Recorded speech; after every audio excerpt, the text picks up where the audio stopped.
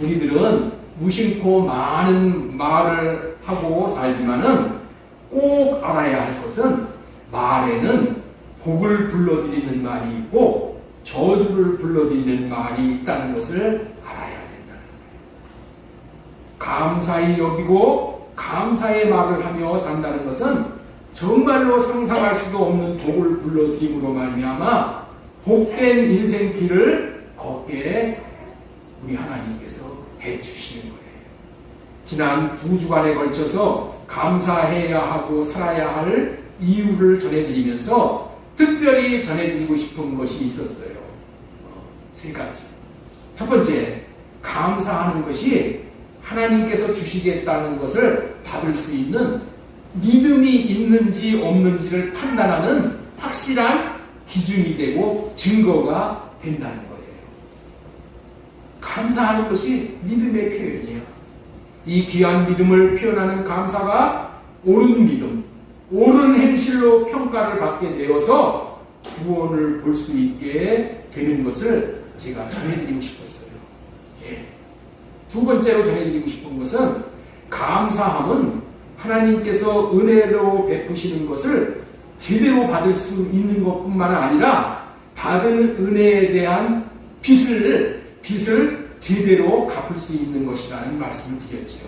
그 다음에 3번째, 감사함은 성전이신 예수 그리스도 안으로 들어갈 수 있게 되므로 그리스도 안에 있는 모든 것을 누리게 되는 것이라는 내용을 지난주에 강조하면서 전해드렸어요. 감사하는 것은 성전이신 예수 그리스도 안에 들어가는 거야. 성전이신 예수 그리스도 안에 들어가는 수단이야. 감사로 예수님 안에 들어가는 거예요. 그렇게 됨으로 말미암아 그리스도 안에 있는 모든 것들을 다 받아 누릴 수 있게 되는 것이 감사라는 거예요. 이 감사에 담겨있는 비밀이야. 감사에 담겨있는 복은 이루 말로 표현할 수 없을 정도로 상상을 초월하는 것들을 경험하게 하는 신비스러운 것이라는 거예요.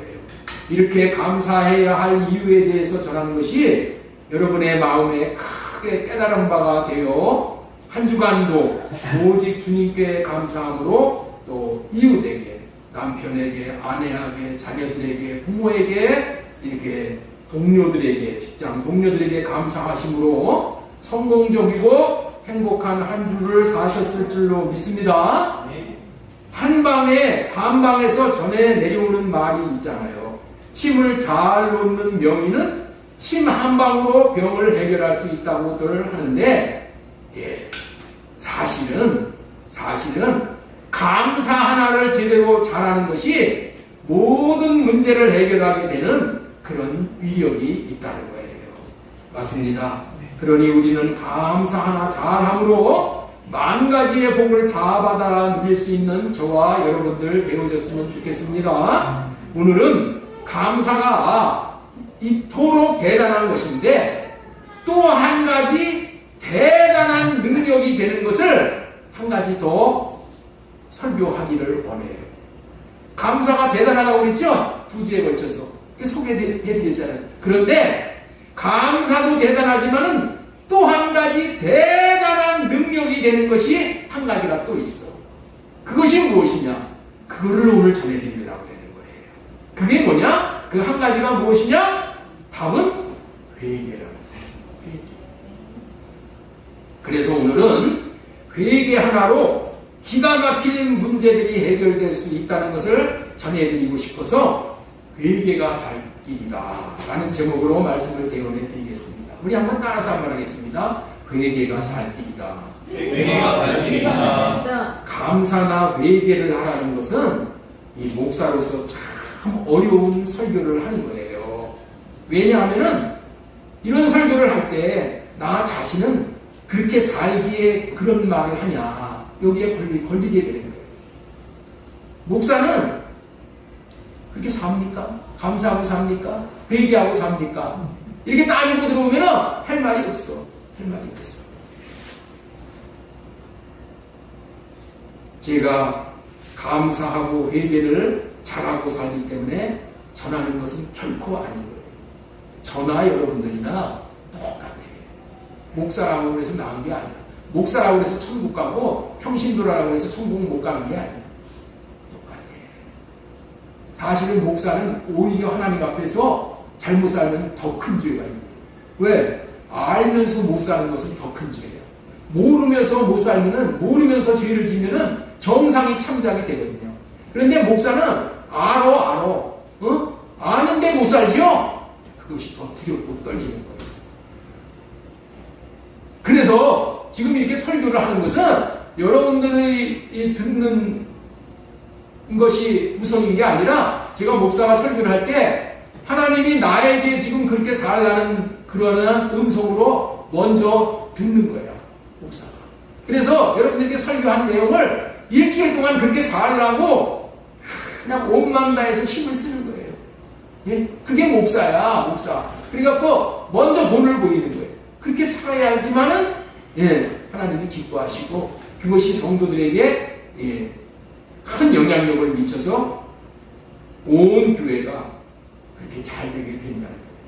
그래서 나는 살지 못하지만은 전해야 되기 때문에, 예, 이 진리를, 이 복음을 전해야 되기 때문에 나도 듣고 여러분들도 듣게 하시기 위해서 하나님이 전하라고 하기 때문에 이 말씀을 전하는 겁니다. 회개를 전하고, 또 전하고, 감사를 전하고, 또 전하는 거예요. 그렇게 들어주셨으면 참 좋겠습니다. 기독교 역사상 인생들에게 가장 큰 복과 유익을 주신 분이 누구있냐고 묻는다면은 두말할 것도 없이 예수님이시죠. 예수님은 하나님의 아들이 그리스도로 오셨기 때문에 당연히 큰 영향력을 미치고 큰 유익을 주시는 것 당연한 일이에요.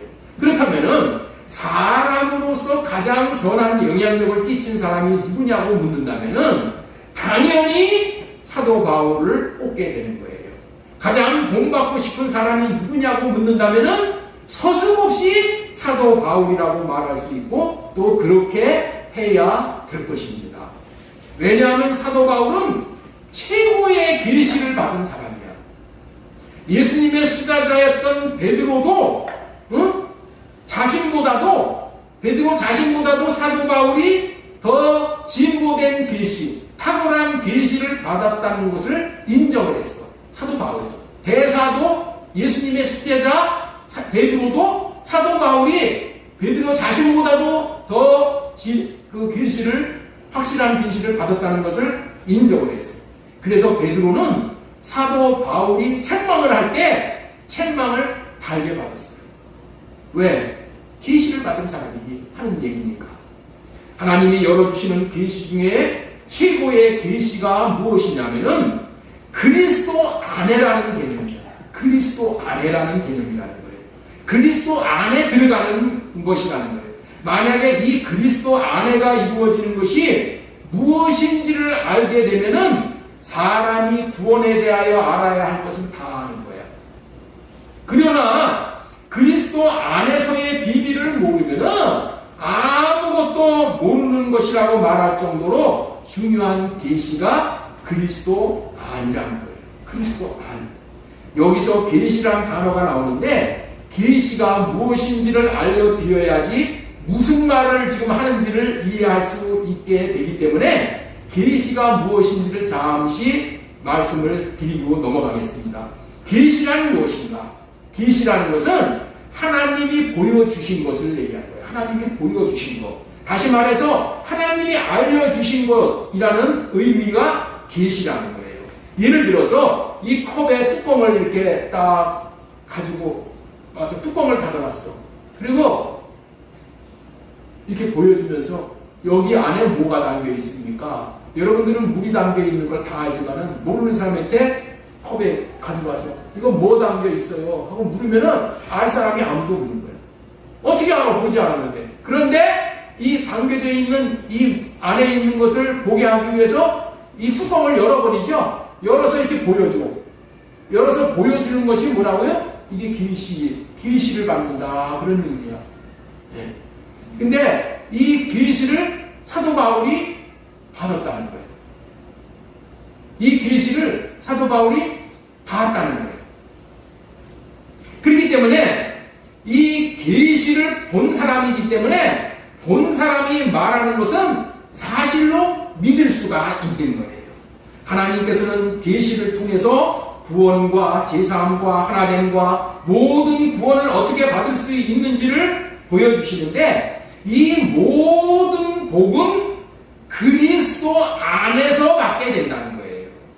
지난번에 주보에도 여기 다 그리스도 안에서, 우리 학가가 암송구절 이렇게 그리스도 안에서라는 얘기가 기록되어 있죠. 그리스도 안에서 영생도, 그리스도 예수 안에서 새로운 피조물이 되는 것도 그리스도 예수 안에서, 하나님의 모든 약속도 예수 그리스도 안에서, 모든 복은, 좋은 복은 그리스도 안에서 받는 거야. 그리스도 안에서, 그리스도 안에. 이것을 사도 바울이 이 계시를 보았다는 거예요. 알았다는 거예요. 그렇기 때문에 모든 구원은 사도 바울이 본 계시인 그리스도 안에 들어가서만 받을 수 있는 거예요. 성도란 그렇기 때문에 이 계시를 믿는 사람이고 믿어야 하는 사람이에요. 사도 바울이 본 계시에 의하면 모든 구원은 내가 그리스도 안에, 그리스도가 내 안에 계실 때만 볼 수 있으므로, 알 수 있어 믿음으로 받을 수 있게 되어지는 것이 구원이라는 거예요. 내가 그리스도 안에라는 의미를 영어 표현으로는 in Christ, in Christ, 그리스도 안에 이렇게 표현을 하고 있습니다. 헬라어 원어로는 en Christos 이렇게 되어 있어요. 그리스도 안에 있을 때에 모든 구원의 수혜자가 되는 거예요. 그래서 항상 사도 바울의 화두는 그리스도 안에서요. 화두, 다시 말해서 입만 열었다 하면은 그리스도 안에서, 그리스도 안에서, 이 얘기를 사도 바울은 누누이 한 거예요. 하나님이 인간에게 주실 수 있는 최고의 복이 무엇인지를 그것이 비밀이었는데, 예? 이 비밀을 사도 바울이 계시를 보았기 때문에 알았다는 거예요.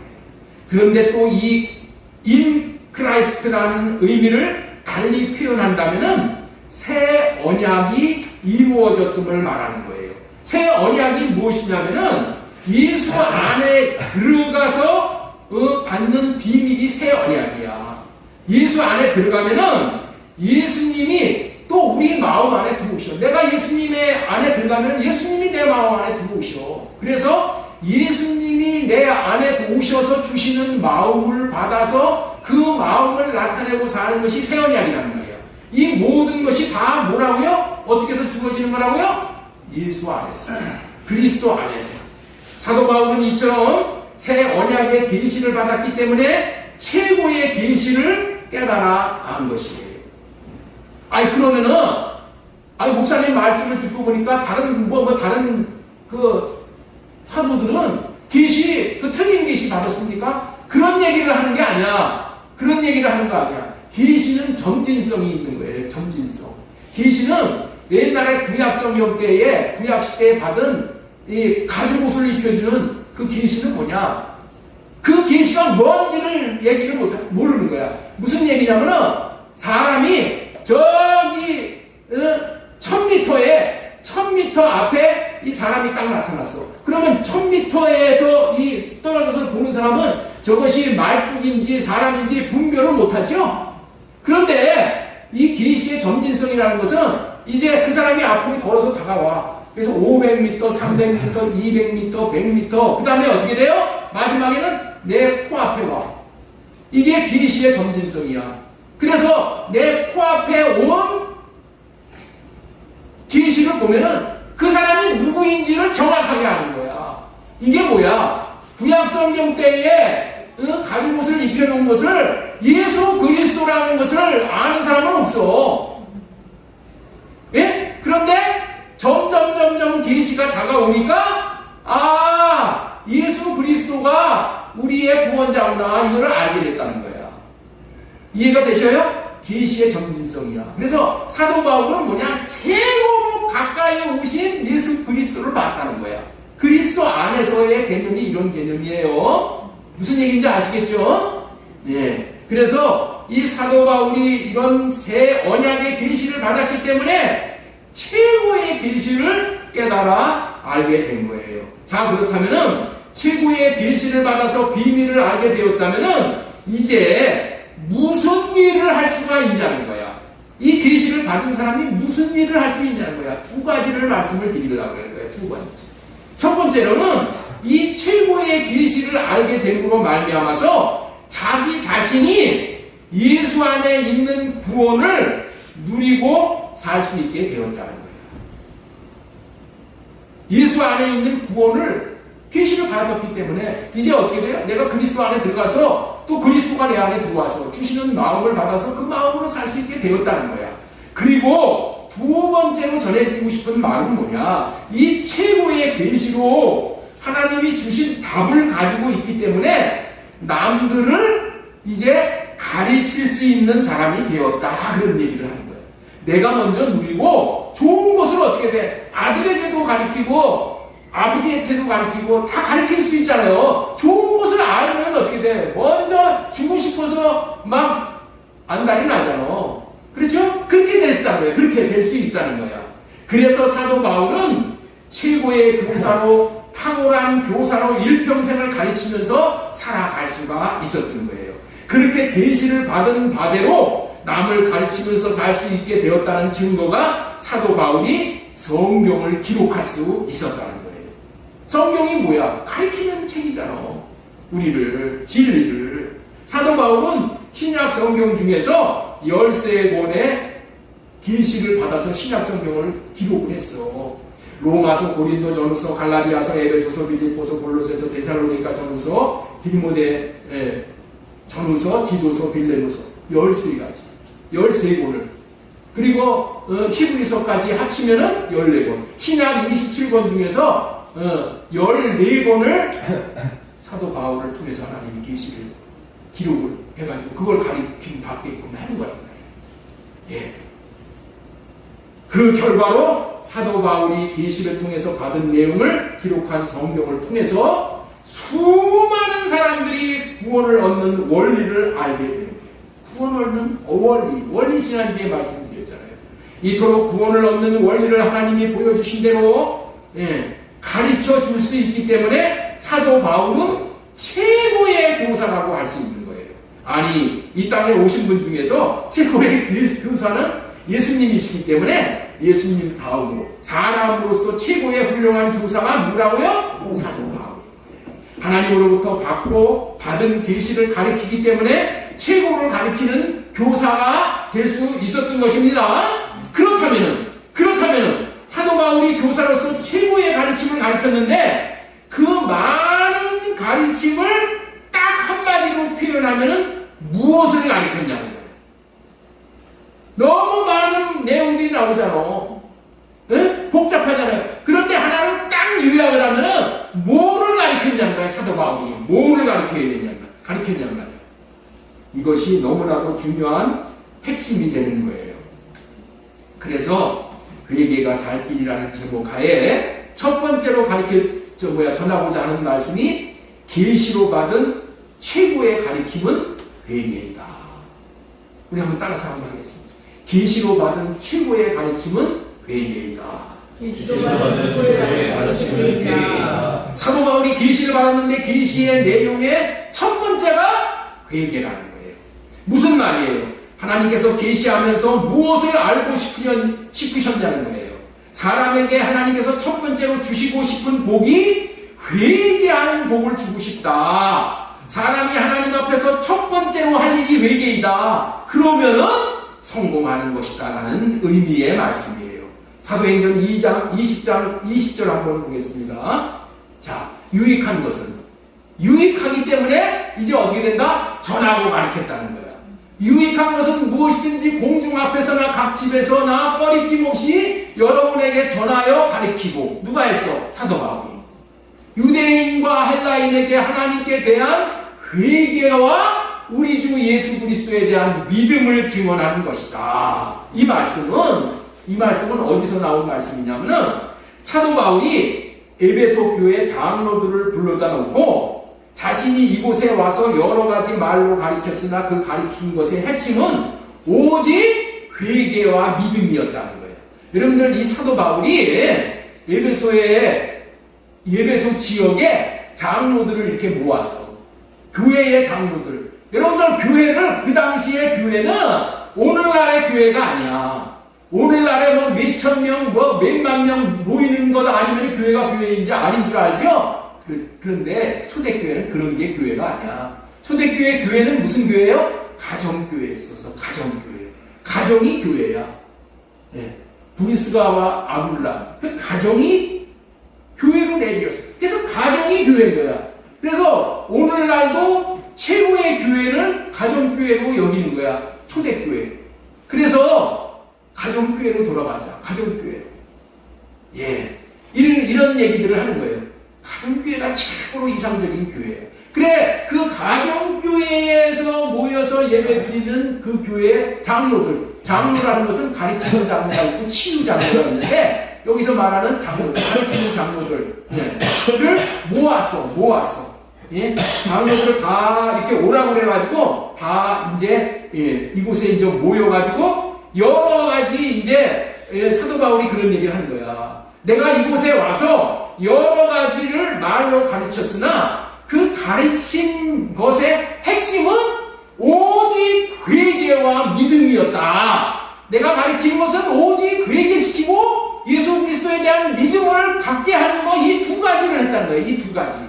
그러니까 내가 죽더라도 나처럼 오직 두 가지를 분명하게 가르치라고 유언 삼아서 권면하는 내용의 말씀이 사도행전 20장 20절의 말씀인 거예요. 두 가지는 뭐라고요? 회개와 그리스도에 대한 믿음. 회개와 믿음을 가르쳤다는 거예요. 사도 바울이 받은 계시는 그리스도 안에 있으므로 구원과 온갖 귀한 복을 받는 것인데, 그리스도 안에 있게 하기 위해서 회개와 그리스도에 대한 믿음을 가르쳤다는 그런 말이에요. 자기에게 하나님이 구원을 얻을 수 있도록 계시해 주신 것은 그리스도 안에 들어가는 것인데, 그리스도 안에 들어갈 수 있는 필수 불가결한 절대적인 것이 뭐라고요? 회개 그리고 믿음이다. 이 딱 두 가지를 집어내서 장로들한테 얘기를 하는 거야. 내가 여기 와서 가르친 것은 회개와 믿음 이 두 가지만 가르쳤다. 그러니 당신들도 내가 지금 예루살렘에 죽으러 올라가는데 이제 교회를 생각할 때 내가 염려가 되지만 당신들을 믿고 나는 올라간다. 죽으러 가겠다. 이 얘기를 합니다. 뭐만 가르치면 된다고요? 회개와 믿음만 가르치면 된다. 자기에게 하나님이 구원을 얻을 수 있도록 계시해 주신 것은 뭐라고요? 그리스도 안에 들어가는 것인데, 그리스도 안에 들어가는 필수 불가결한 절대적인 것이 회개 그리고 믿음 두 가지. 좀 더 정확하게 말하면 할례 언약으로 살지 못했던 것에 대해서 회개와 새 언약을 이루어 주시기 위해서 오신 새 언약의 중보자로 오신 분이 예수 그리스도임을 믿도록 가르치는 일만을 했다는 거예요. 할례 언약대로 회개하고 할례 받고 살지 못했던 것에 대해서 회개하고, 새 언약을 이루어 주시기 위해서 오신 새 언약의 중보자로 오신 분이 예수 그리스도임을 믿도록 하는 것이 얼마나 중요했기에 사도 바울은 유언 삼아서 이 얘기만 했다. 딱 두 가지. 회개와 믿음이다. 라고 증언하는 거예요. 그러니 너희 장로들도 이 두 가지는 빼놓지 말고 증거해. 이것만 증거해라. 얘기해. 왜냐하면 뭐라고 그랬어요? 회개와 믿음으로만 그리스도 안에 들어갈 수 있기 때문에, 하나님께 계시를 받았기 때문에 최고의 교사가 된 사도 바울은 이 두 가지를 가르쳤고 또 가르치라고 부탁을 하는 거예요. 이 두 가지 회개와 그리스도에 대한 믿음을 갖는 것이 얼마나 중요한 것이었다면 바울이 죽음을 앞두고 이렇게 유언 삼아서 이 두 가지를 말하는 그 마음을 우리가 헤아릴 수 있는 것은 너무도 중요한 일이라는 거예요. 그래서 이 안목사도 여러분들에게 할례 언약으로 말미암아 회개할 것을 잠깐만 가르치는 거예요. 새 언약을 믿음으로 말미암아 주시는 예수님의 마음으로 살라고 가르치는 일에 전심전력을 하는 거예요. 매일 이것만 하는 거예요. 왜? 왜 그래? 이게 하나님께서 사도 바울에게 계시해 주신 하나님의 마음이기 때문에. 이 두 가지 중에서 오늘은 먼저 회개가 얼마나 우리에게 필수적이고 가장 우선적인 것이고 복된 것인가를 말씀드리고자 하는 거예요. 우리 주님의 교육 방식은 반복입니다. 반복해서 이 회개를 가르치는 것은 회개 없이는 그리스도 안에 들어갈 수 없기 때문에 반복하시는 거예요. 구약 시대에도 무수히 회개하고 돌아설 것을 가르치셨는데도 하도 회개를 하지 않으니까 회개하지 않으면 심판을 면할 수 없다고 말라기 선지자에게, 구약 성경의 마지막 선지자가 말라기야. 말라기 선지자에게 말씀을 하시고 더 이상 백성들에게 하나님이 나타나지를 않으셨어요. 음성을 들려주시지 않으셨다는 거예요. 그래서 하나님께서는 침묵으로 일관을 하셨는데 자그마치 400년 동안을 침묵을 하셨어요. 자그마치 몇 년 동안을? 400년 동안. 구약과 신약이 이루어지기 전에 400년. 이 기간을 기독교 역사에서는 중간기라 이렇게 칭하는 거예요. 이 중간기를 다른 말로 뭐라고 칭하냐? 암흑기였다. 암흑기. 하나님의 계시가 없으면 암흑이야. 하나님의 음성을 못 들으면은, 말씀을 못 받으면은 암흑이야. 그래서 여러분들이 잠깐만 나와서 말씀을 듣는 거예요. 그래서 이 햇빛, 생명의 빛을 비침받아서 내가 어둠을 벗어날 수가 있게 되는 거예요.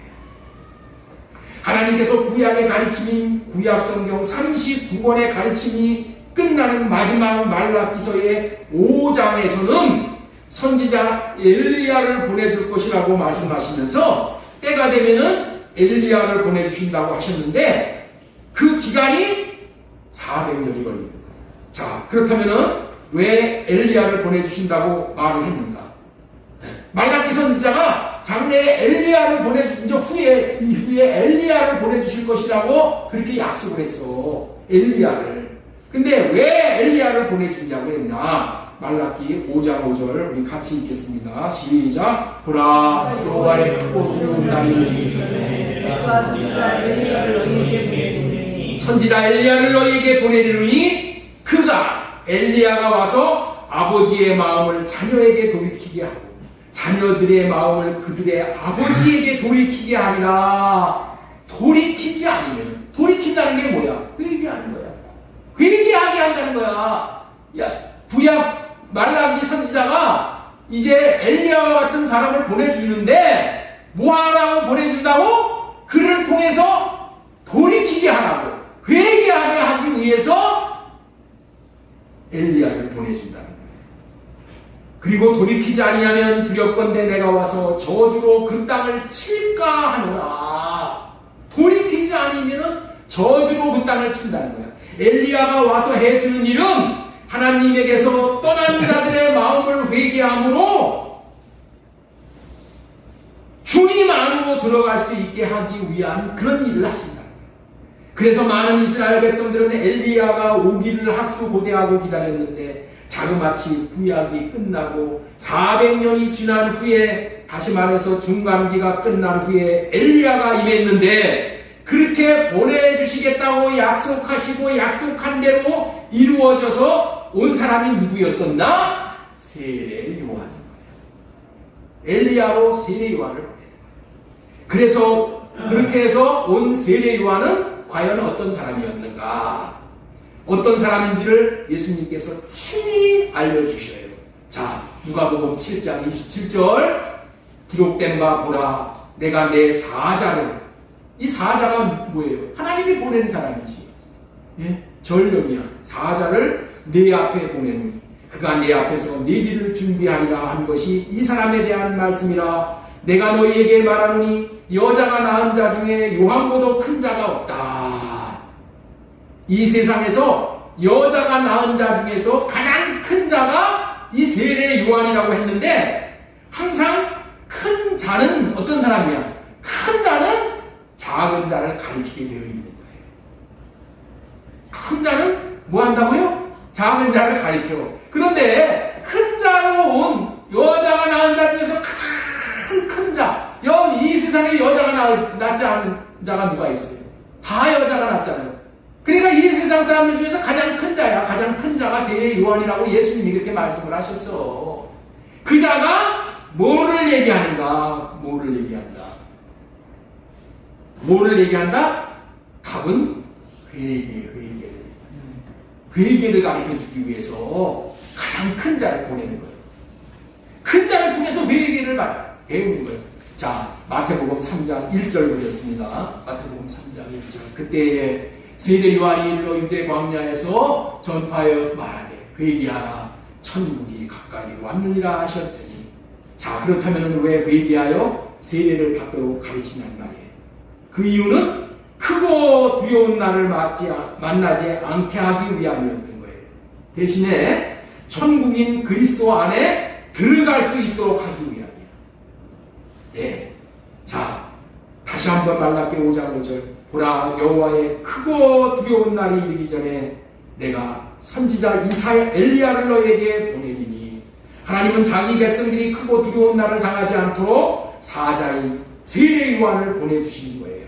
그렇게 보낸 분이 세례 요한이야. 저와 여러분들의 인생 여정에 회개를 배울 수 있도록 사자를 보내주시는 것이 하나님의 은혜이심을 믿으시기 바랍니다. 잘 된다 이러면 회개를 할 수가 없어요. 내 모습을 보여주시고 회개하라 이거를 가르쳐주는 것이 큰 자가 하는 일이야. 큰 자. 예? 아이고 회개하라고 한다고 목사님이 나를 보고 회개하라고 하는데 내가 뭔 잘못한 것이 있다고 회개를 해. 목사님은 그렇게 사십니까? 당신이나 잘 사시오. 이렇게 받아들이면은 이건 안 돼요.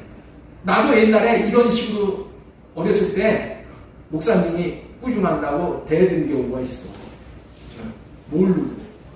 그래서 지금도 그 생각을 하면은 너무 얼굴이 뜨거워. 저와 여러분들의 인생 여정에 회개를 배울 수 있도록 사자를 보내주시는 것이 하나님의 은혜이심을 믿으시기 바랍니다. 회개를 잘 배움으로 회개하고 세례받음으로 복된 인생이 되도록 사자를 보내주시는 것입니다. 다시 말해서 마음의 할례를 받음으로 천국으로 오신 예수 그리스도 안으로 들어갈 수 있도록, 그래서 천국으로 오신 그리스도 안에서 살 수 있도록 하시기 위해서 회개하라. 회개하지 않으면, 할례 받지 않으면 그리스도 안에 들어갈 수가 없어. 이게 하나님이 만들어 보신 철칙이야. 그래서 그리스도 안에 들어가서 이 그리스도 안에 있는 모든 놀라운 은혜와 축복을 받도록 하시기 위해서 회개를 시키신 거예요. 회개하라는 거예요. 회개하고 할례 받음으로 천국으로 오신 그리스도 안에 들어가면은 크고 두려운 날을 당하지 않을 수가 있게 된다는 거예요. 이는 마치 그리스도 안을 상징하는 노아 방주 안에 있던 8명, 노아의 가족 8명은 방주 안에서 편안함과 안식을 누렸던 것과 같은 거예요.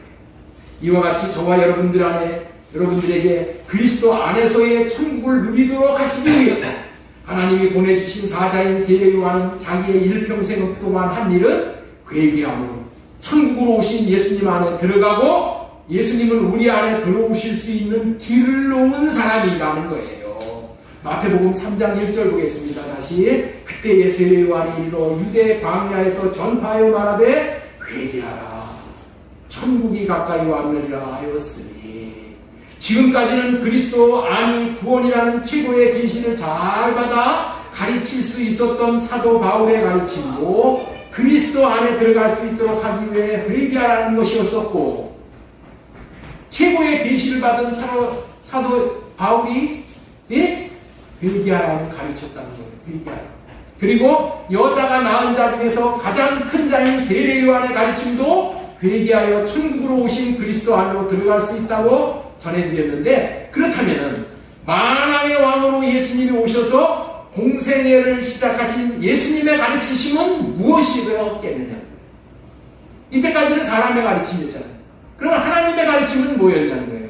자, 예수님도 동일하게 공생애를 시작하시면서 갈릴리에서 가르치신 첫 말씀이 회개하라는 말씀이었어요. 마태복음 4장 17절 말씀 보겠습니다. 이때부터 예수님께서 비로소 전파하여, 누가 전파했다고요?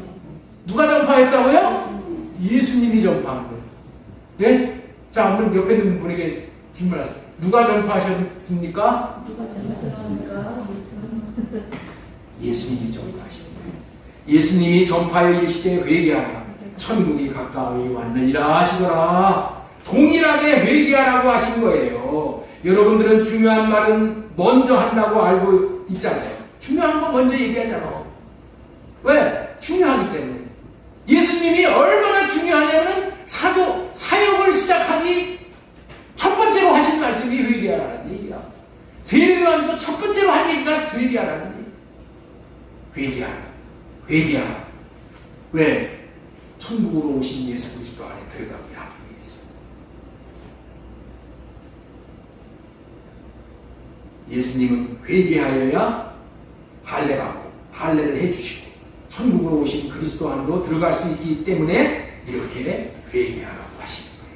이 천국의 누림을 받도록 하시려고 그토록 첫째도 회개, 둘째도 회개, 셋째도 회개를 가르치신다는 말씀을 전해드리는 거예요. 그렇다면 왜 이토록 사도 바울도 세례 요한도 예수 그리스도도 동일한 말씀을 하시는 것일까요? 그 이유는 사도 바울이나 세례 요한이나 예수 그리스도나 하나님이 주신 동일한 계시를 받았기 때문에 동일한 말씀을 하시는 거예요. 동일한 계시를 받았어. 하나님이 엘리야도 보내주시고 세례 요한도 보내주고 사도 바울도 보내주시고 예수님도 보내주셨죠. 보내주시면서 뭘 하셨다고? 계시를 보내주셨어. 하나님의 마음을, 하나님의 뜻을 보여주셨어. 너네들은 가서 이거 해라. 회개하라고 하라. 회개하라고 하라. 이 얘기만 했어. 회개만 하면은 하나님이 할례해 주시면서 그리스도 안에 들어가게 해주시는 거예요. 여러분들 우리가 뭐 이것을 해갖고 잘 되고 저것을 해갖고 잘 되고 이것을 해갖고 잘 되고 이렇게 우리는 바빠. 그런데 하나님은 그렇게 얘기하지 않아. 회개만 해라. 회개만 하면 그리스도 안에서 모든 것을 다 주겠다. 이 얘기요. 왜 천국을 못 누린다? 회개하지 않아. 주님이 내 안에 오실 수가 없기 때문에. 주님의 방법은 딱 한 가지. 단순해. 딱 한 가지.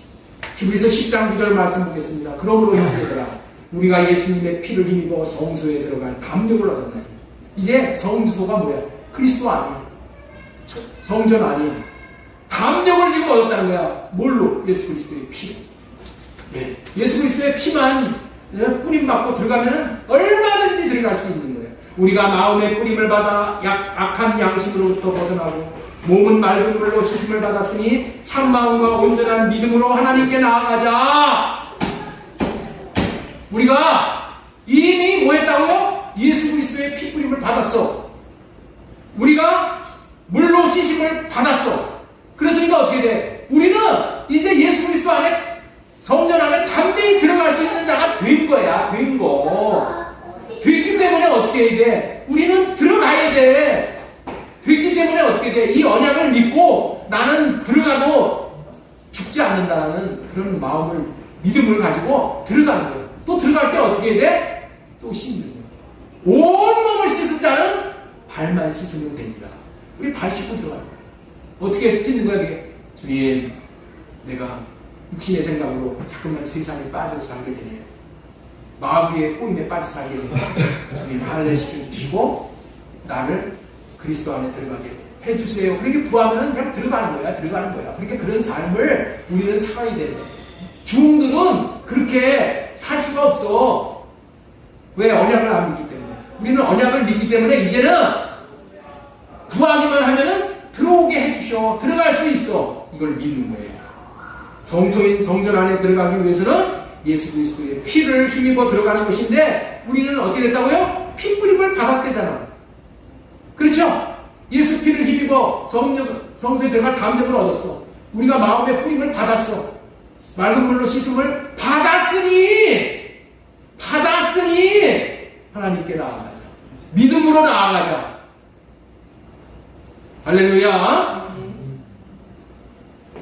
이런 복을 받도록 하기 위해서 우리가 회개는 큰 회개가 있고 작은 회개가 있고 일상의 작은 게 계속해서 하는 거야. 그러면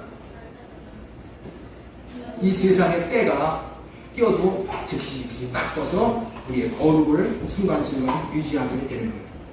회개하고 할례받음으로 하나님 안에서 그리스도 안에서 누리도록 하신 복을 다 받아 누리게 돼요.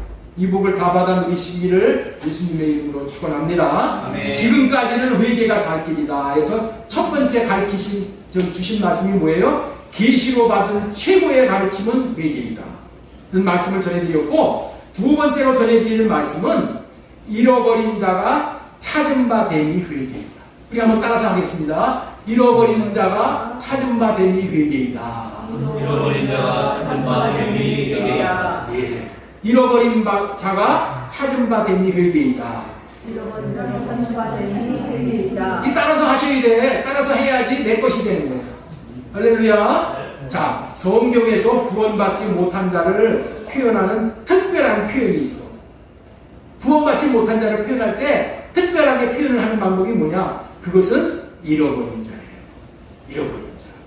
하나님께로부터 잃어버린 자가 구원받지 못할 자로 마귀에게 속하여 저주 아래 있는 자예요. 예수 그리스도의 복음을 못 누리는 자를 성경은 잃어버린 자라고 하는 거예요.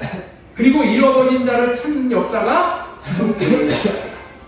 예수 그리스도가 이 땅에 오신 이유는 단 한 가지야. 잃어버린 자를 찾기 위해서 오신 거예요. 왜냐하면 사람은 하나님이 창조하셨기 때문에 하나님의 것이었었어 원래. 그런데 죄를 지음으로 말미암아 이제 마귀의 것이 되어버렸어. 그래서 하나님 편에서 본다면은 잃어버린 바가 되었기 때문에 하나님은 어떻게 돼요? 찾기를 원하십니다. 찾아오기를 원하십니다. 그렇다면 하나님께서는 잃어버리는 자를 찾는 비결로 제시한 것이 무엇이냐는 거예요. 그것이 회개예요. 잃어버리는 자를 찾는 것이 뭐라고요? 회개하는 거예요. 회개함으로 잃어버린 자가 찾은 바가 되게 하는 것을 구원을 하신다. 구원을 받는다라고 표현을 하는 거예요. 잃어버린 바가 되어진 자가 예수 그리스도로 인하여 찾은 바가 되어 예수 그리스도의 몸으로 하나가 되어지는 것이 구원이야. 다시 말해서 아버지의 품 안으로 아버지와 하나 될 때 그것을 보고 뭐라 그래? 구원받았다는 거예요. 그래서 그때서부터는 구원을 누리게 되는 거예요. 자, 오늘은 그 잃어버린 자가 어떻게 찾은 바가 되는가에 대해서 말씀을 전하는 것입니다. 결론부터 말한다면은 잃어버린 바가 찾은 바가 되어서 구원을 받는 것이 뭐라고 그랬어요? 회개를 말하는 것인데, 오늘 세 가지의 비유를 통해서 말씀하시는 것을 우리는 잘 깨달아 알 수 있었으면 좋겠습니다. 누가복음 15장에는 잃어버린 것을 찾는 세 가지의 비유가 나와. 첫 번째는 뭐냐? 첫 번째는 잃은 양을 찾는 목자의 비유. 자, 우리 한번 요한복음 15장 1절 우리 보겠습니다. 모든 세리와 죄인들이 말씀을 들으러 가까이 오니. 자, 세리와 죄인들은 성경에서 말하는 잃어버린 자의 대명사야. 이게 구약시대예요. 그들은 잃어버린 자들에게 잃은 양이라고 표현을 하는 거예요. 자, 누가복음 15장 3절 보겠습니다. 예수님께서 그들에게 이 비유로 이르시되 너희 중에 어떤 사람의 양 100마리가 있는데 그 중에 하나를 잃으면은 하나를 잃어버리는 거야. 네? 양 100마리 중에서 몇 마리 잃어버렸다고요? 한 마리.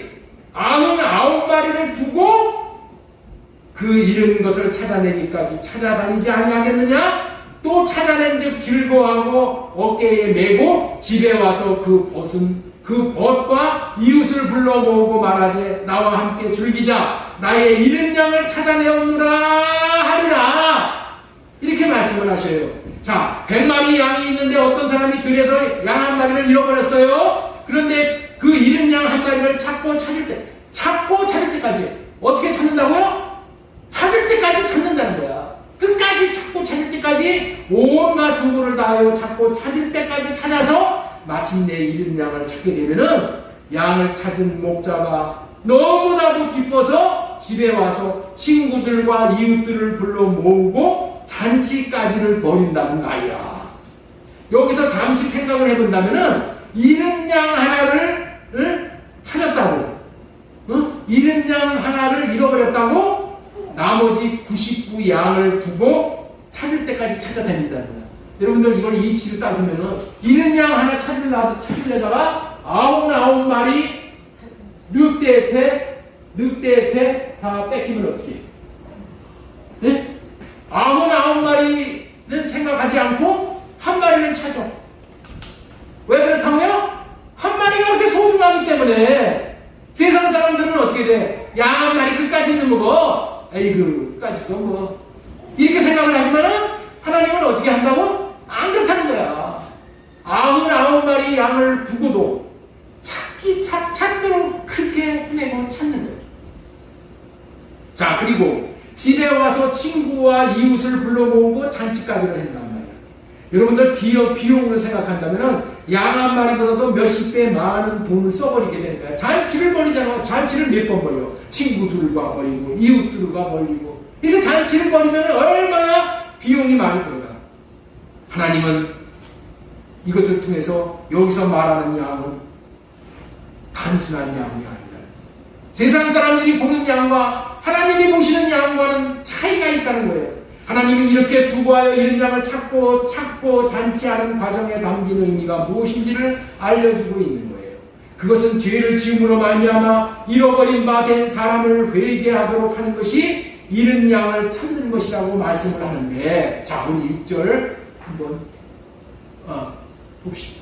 자, 7절. 내가 너에게 이르노니 이와 같이 죄인 한 사람이 회개하며 하늘에서는 회개할 것 없는 의인 99으로 말미암아 기뻐하는 것보다 더하다. 양을 찾는 것을 뭐라고 표현한다고? 이와 같이 죄인 한 사람이 회개하고 돌아오는 것이 양을 찾는 거예요. 회개가 이렇게 중요하다는 거예요. 내가 이른 바 되었어. 내가 하나님이 찾은 바 되게 하기 위한 것이 뭐라고요? 회개. 하나님은 이렇게 수고하여 잃은 양을 찾고 잔치하는 과정에 담긴 의미가 무엇인지를 알려주고 있는데, 그것은 죄를 회개함으로 말미암아 잃어버린 바 된 사람을 회개하도록 하는 것이 잃은 양을 찾는 것이라고 말씀을 합니다.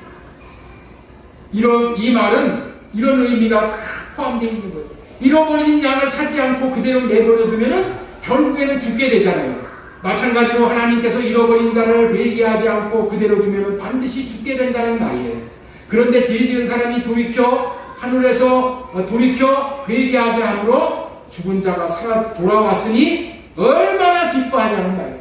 회개하는 것을 하나님이 이렇게 기뻐하신다는 거예요. 회개하면 하늘에서는 회개할 것이 없는 의인 99으로 기뻐하는 것보다 더 기뻐하게 된다는 말을 통해서 우리들이 회개하는 것을 하나님이 이토록 기뻐하신다는 말을 우리는 기담아 들어야 됩니다.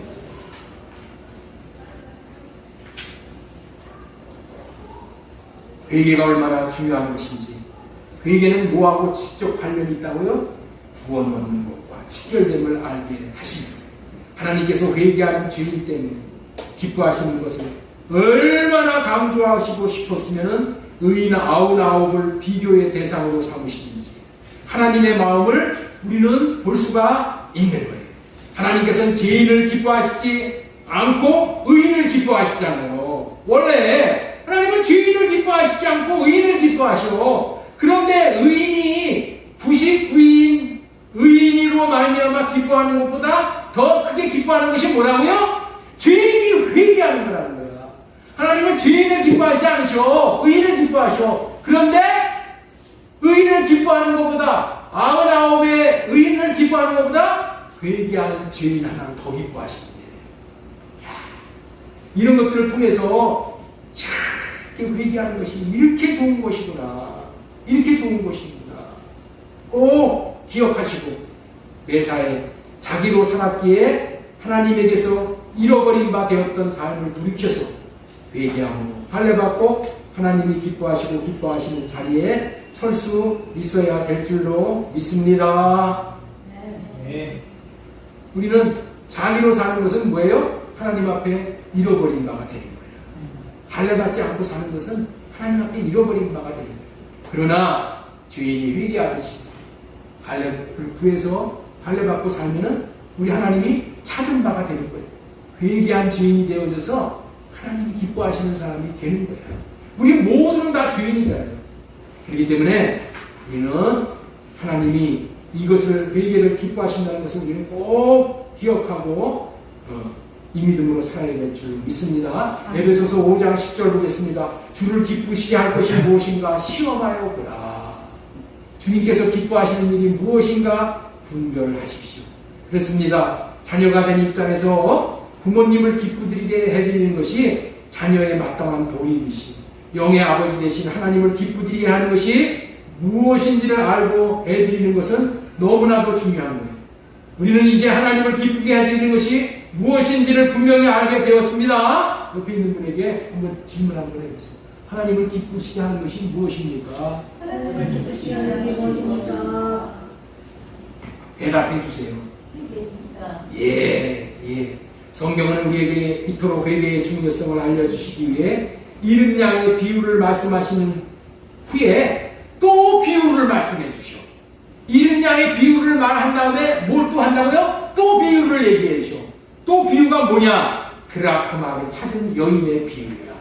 자, 우리 한번 누가복음 15장 8절도 보겠습니다. 어떤 여자가 10드라크마가 있는데 하나를 잃으면은 등불을 켜고 집을 쓸어 찾아내기까지 부지런히 찾지 않겠느냐. 여기도 뭐야? 드라크마 하나를 어떻게 돼? 찾고 또 찾는 거야. 찾고 또 찾아. 언제까지? 찾을 때까지.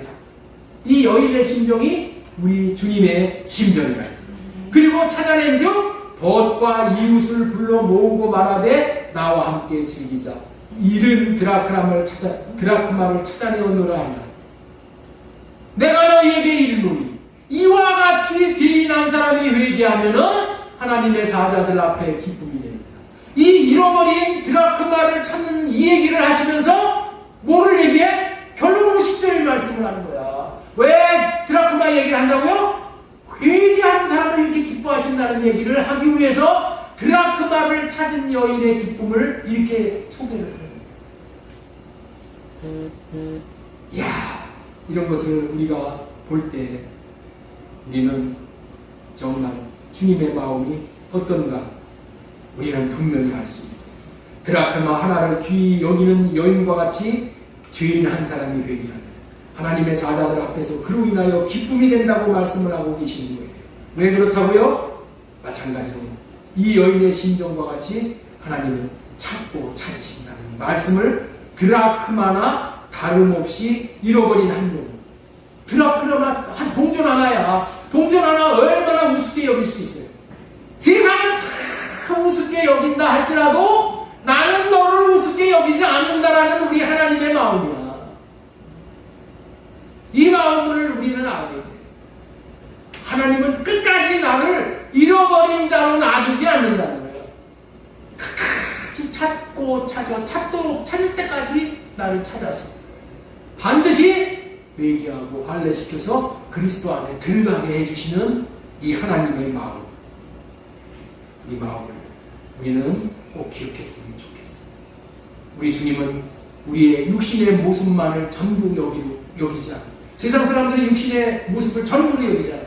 그래가지고 시험사람은 어떻게 돼? 발세하고 자기한테 유익이 안 되면 떼어내고 그리고 죽으면 어떻게 돼?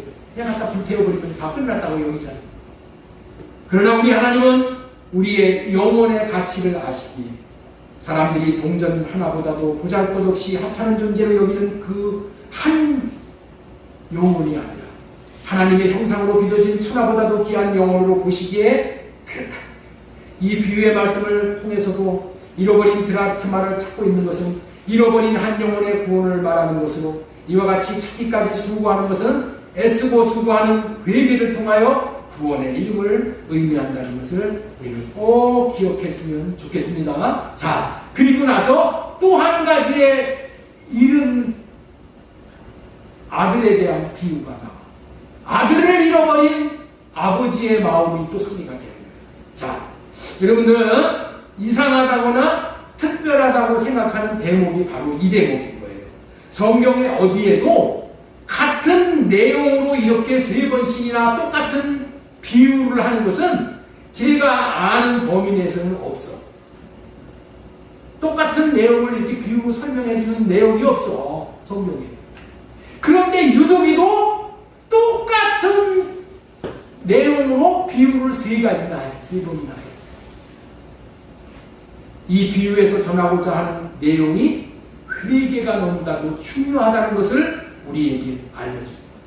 우리는 잃은 양을 되찾는 아버지의 비유를 통해서 회개에 담겨있는 축복을 더욱더 깊이 깨달아 알 수 있기를 바라면서 누가복음 15장 11절로부터 우리 한번 보도록 하겠습니다. 자, 오늘 여기는 오늘 알곡들만 모이셔가지고 조금 길게 설교를 해도 다 소화를 하실 줄로 믿습니다. 늦게 끝날 것도 아니에요. 지금서부터 여기서부터 마지막 클라이막스가 오니까 이제 졸지 않으실 줄로 믿습니다. 자, 누가복음 15장 11절 말씀 보겠습니다. 또 이르시되 어떤 사람에게 2 아들이 있는데 그 둘째가 아버지에게 말하되 아버지여 재산 중에서 내게 돌아올 분깃을 내게 주소서 하는지라 아버지가 그 살림을 각각 나누어 주니 그 후에 며칠이 안 되어 둘째 아들이 재물을 다 모아가지고 먼 나라에 가 거기서 허랑방탕하여 그 재산을 낭비하더니 이렇게 돼. 다 아는 내용이야. 다 잘 아는 내용이야. 둘째 아들이 아버지를 떠났다고 되어 있잖아요. 이 문제를 하나님은 단순하게 생각하지 않으시죠. 아버지를 떠났다는 말의 의미는 아버지에게서 잃어버린 바가 되었다는 거예요. 아버지 입장에서 볼 때에 잃어버린 자식이야. 그렇다면 아들의 입장에서 보아도 잃어버린 거예요. 아들은 뭘 잃어버렸어요?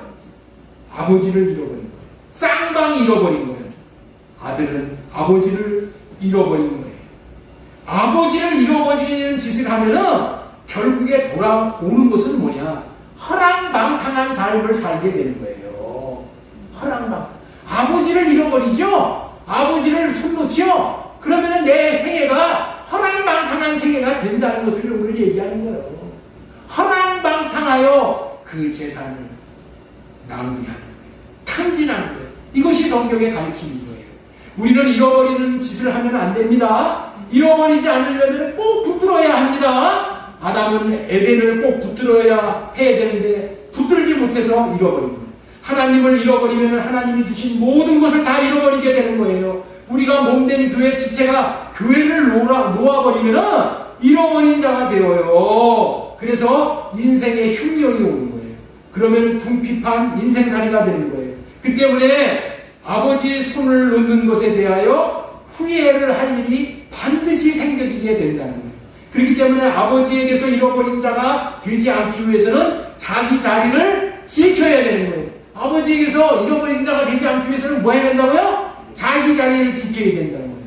6.25 때 피난을 이렇게 내려갈 때에 피난을 많은 사람들이 내려가잖아. 그럴 때 아이들이 엄마 아빠의 손을 잡고 나무로 내려가. 그런데 이제 가지고 갔던 식량들이 다 떨어졌으니까 이제 어떻게 돼? 아버지 엄마가 식량을 구하러 가야 돼. 네? 식량을 구하러 여기저기 동네에 가야 돼. 그래서 이제 아들아 너 여기서 움직이지 말고 여기 있어라 하고 엄마는 엄마대로 아들은 아들대로 식량을 구하러 갔어요. 누가 6.25 때 피난민국에서 그렇게 여기 있다 저기 있다 이렇게 줄 수가 없잖아. 그래서 시간이 많이 걸리잖아요. 그래가지고 한참 만에 왔더니 그 아이가 하도 안 오니까 아이가 엄마 아빠가 자기를 버린 줄 알고 피난 대열에 휩쓸렸으면 내려가거든. 그래서 어떻게 됐어요? 그런 사람이 우리나라에 고아원, 제가 어렸을 때만 해도 고아원이 무척 많았었어요. 다 그렇게 해서 고아가 되는 거예요. 아버지 손을 놓지 말아야 돼. 엄마 손을 놓지 말고 끝까지 자기 자리를 지켜야 되는데 다 하는 거야. 지 생각대로. 에이 뭐 이랬어 그렇지. 지 생각 뭐 괜히 미치는 생각이 다 들어가요. 그 뜻도 사실 또 자식을 책임질 수가 없으니까 떼어놓고 도망가는 사람들도 있었어. 오해를 하는 거야. 우리 아버지도 그런 것 같다. 우리 아버지는 그렇지 않습니다. 우리 하나님 아버지는 절대 나를 놓지 않는다. 교회의 지체가 되기만 하는 거야. 절대 하나님은 놓지 않는다. 그런데 작은 아들은 아버지의 손을 놓아도 잘 살 수 있는 줄 알았어. 행복해질 수 있을 줄로 알았어. 그런데 세상에 나가니까 자기 생각과 다른 것이야.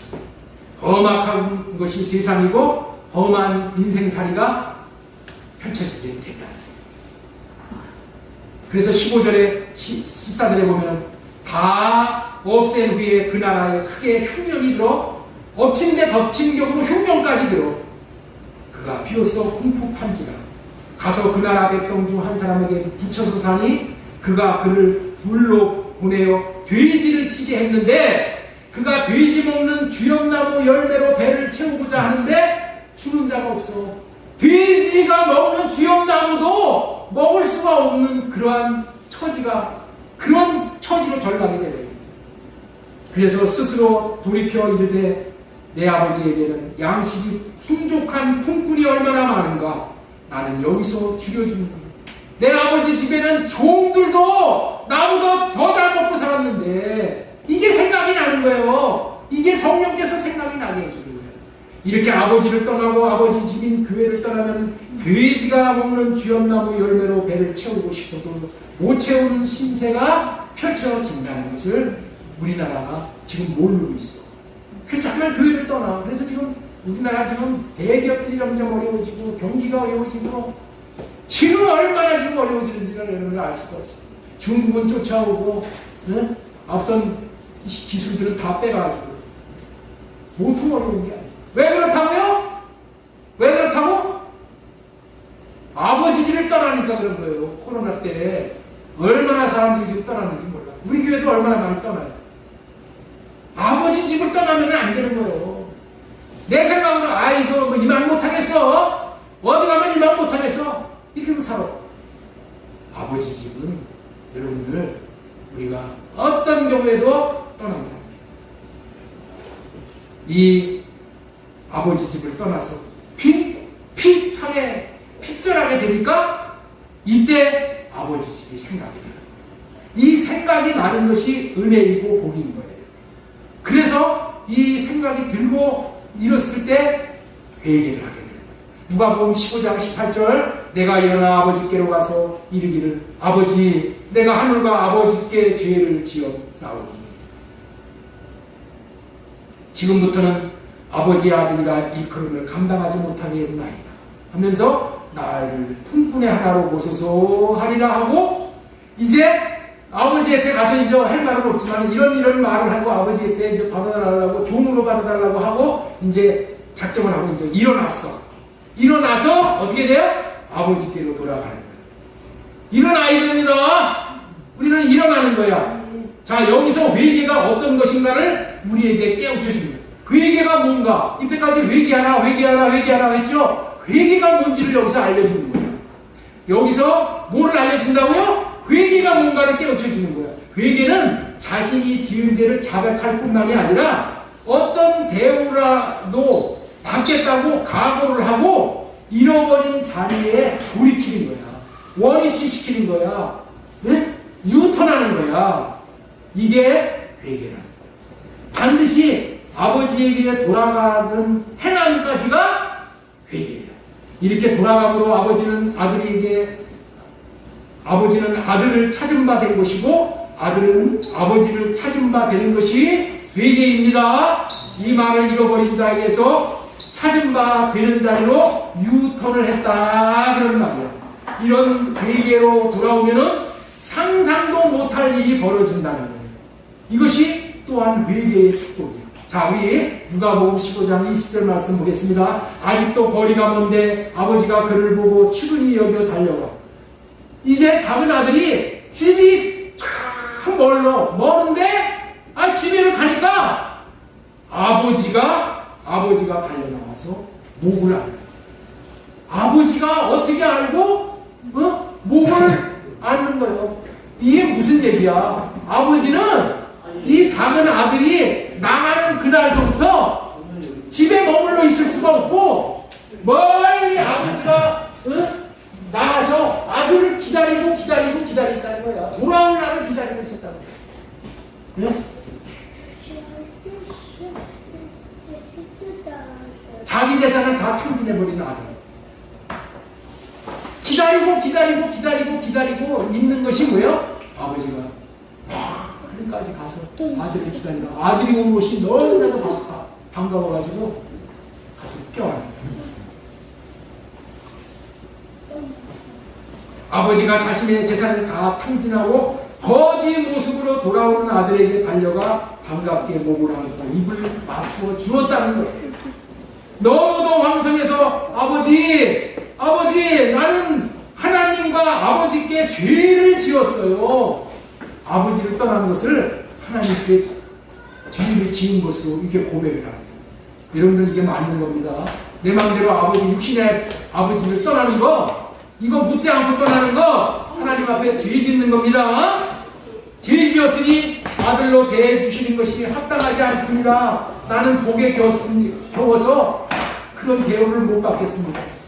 이제 종으로 여겨주세요. 일말의 양심의 소리를 하지만은 아버지는 좋은 옷을 입혀주고 손가락질을 끼워주고 신발을 신겨줍니다. 종은 원래 신발을 못 신고 사는 게 종이야. 이 신발을 신겨줘. 응? 그리고 살찐 송아지를 잡고 잔치를 벌여. 그리고 우리가 기억해야 할 말씀을 아버지가 합니다. 무슨 말이에요? 죽었다가 다시 살아난 아들이다. 잃었다가 다시 얻었노라. 잃어버리는 아들을 다시 얻었다는 거예요.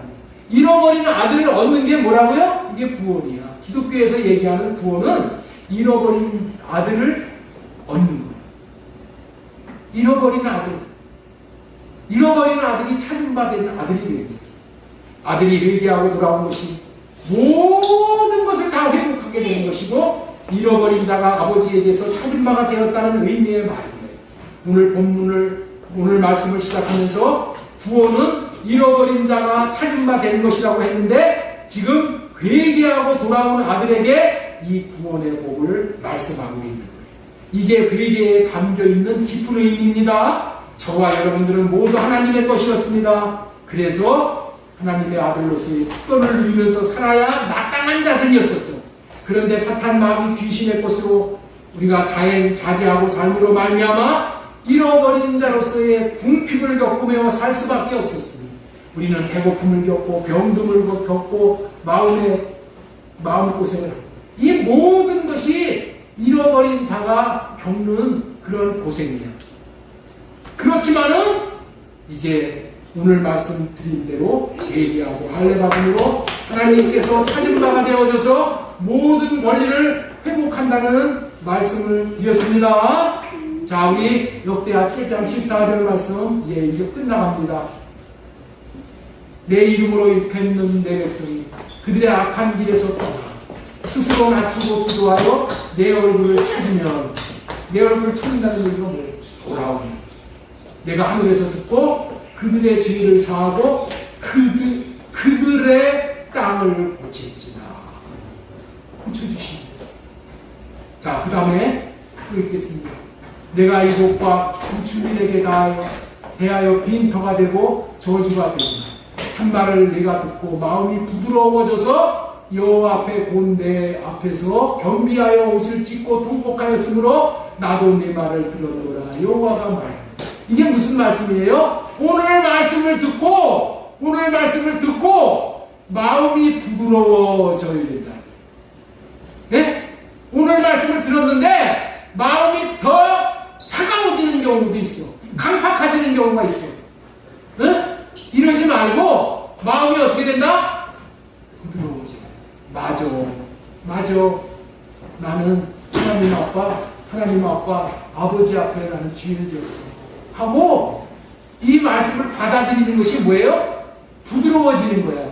이렇게 마음이 부드러워져서 여호와 앞에 나와서 내 앞에서 겸비하게 겸손하게 옷을 찢고 통곡하였으므로 회개하였으므로 나도 네 말을 들었노라. 여호와가 말합니다. 내 애통을, 내 탄식을, 내 기도를 들어주신다. 이게 회개의 축복입니다. 이 축복을 주시기 위해서 우리들에게 세 가지의 비유를 말씀해 주십니다. 잃은 바가 잊은 자가 찾은 바 되었습니다. 이 복을, 이 놀라운 축복을 다 회복하는 저와 여러분이 되고 우리 온 교회 성도들이 되고 우리나라, 우리 민족이 되어졌으면 좋겠습니다. 예, 하나님.